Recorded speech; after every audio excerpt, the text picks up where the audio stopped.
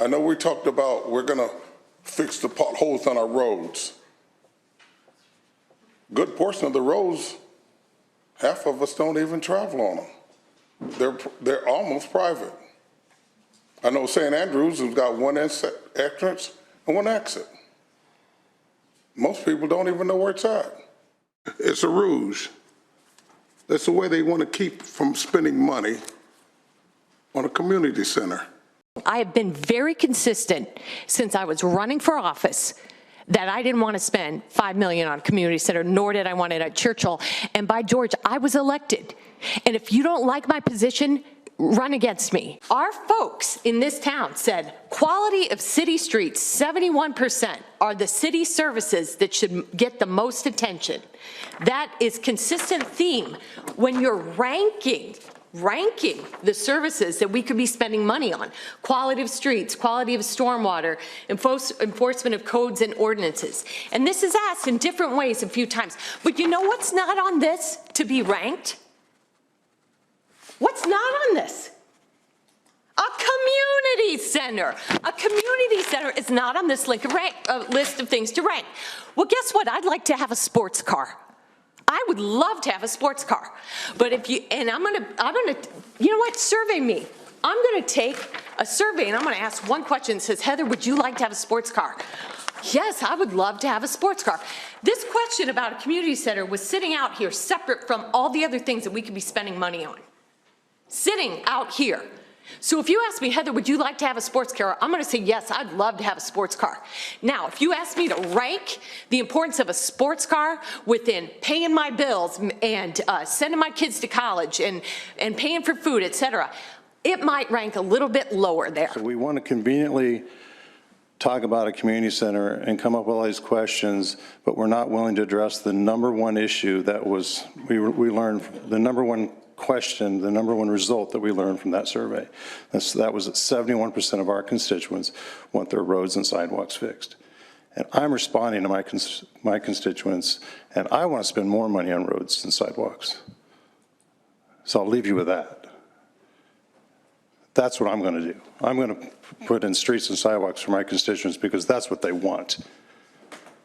So this project, the question that we asked, and you're insulting, Mr. White, you're insulting our Public Works Division, because Aaron Gavin, our chief engineer, was asked, well, I believe it was by Wayne Carl, I'm not sure, I think it was before our friend Mike was here, but it was asked to look at all the roads, rank them, and if we had $1 million, what could we do? If we had $2 million, what could we do? If we had $55 million is what we really need, what could we do? Then we could fix all the streets and sidewalks. And these are streets that need to be fixed based upon our city engineer's assessment of our streets. And I'm not going to question our city engineer and his integrity. And I don't appreciate you doing it either. There's something that I sit and I think about. Your constituents. All you guys have to do with your constituents, and I agree with that, that's fine. I do the same thing for my constituents. But you know, my constituents live in an area that is economically less than yours. My taxes prove that. The taxes in the 4th Ward are a lot less than the taxes in the 1st Ward, 7th Ward, the 6th Ward, the 5th Ward. They're a lot less. So that means those people are a little bit more needy. If you do what your constituents say, she does what her constituents say, she does what her constituents say, and all these your constituents, you know what? I don't care what my constituents say, because we only have 1 vote or 2 votes on the south side of Main Street. There's always 1, 2, 3, 4, there's always 5 votes on the north side of Main Street. So no matter what problem that the people on the south end of Galesburg have, unless the people on the north side of Galesburg say, I understand their problem, we get nothing. Monmouth Boulevard in the 4th Ward, just resurfaced brand new sidewalks. McClure Street in the 4th Ward, just resurfaced. South Seminary Street, totally dug up, new sewers, if I'm not mistaken, Mike can correct me if I'm wrong. South Seminary Street, completely renovated. We do not just build roads in our favorite areas. We've built roads through this entire community, and you know it. So you're not going to get away with it because I will call you on it. And I'm disappointed. I'm disappointed that we continue to have, and I know people have strong opinions, and I respect those, but we've got to start working together better, or we're not going to get anything done. And to work better together, we've got to find some common ground. We've got to reach some consensus. We've got to compromise. And when I look at this thing here, where we're trying to, what I think is compromise. Some people won't agree, but if you look at it, here is compromise here. We're putting money toward roads, which again, I think we've said is what this survey says is the number one thing. We're also going to come up with money here for a community center. And I do believe, and I've said it all along, there's going to be a community center. And that's going to be a lot better than what we've had before. And we're going to work hard to make it the very best it can be.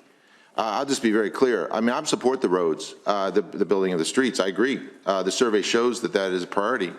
The question is, there's a false narrative here, and I've said it before, and Mr.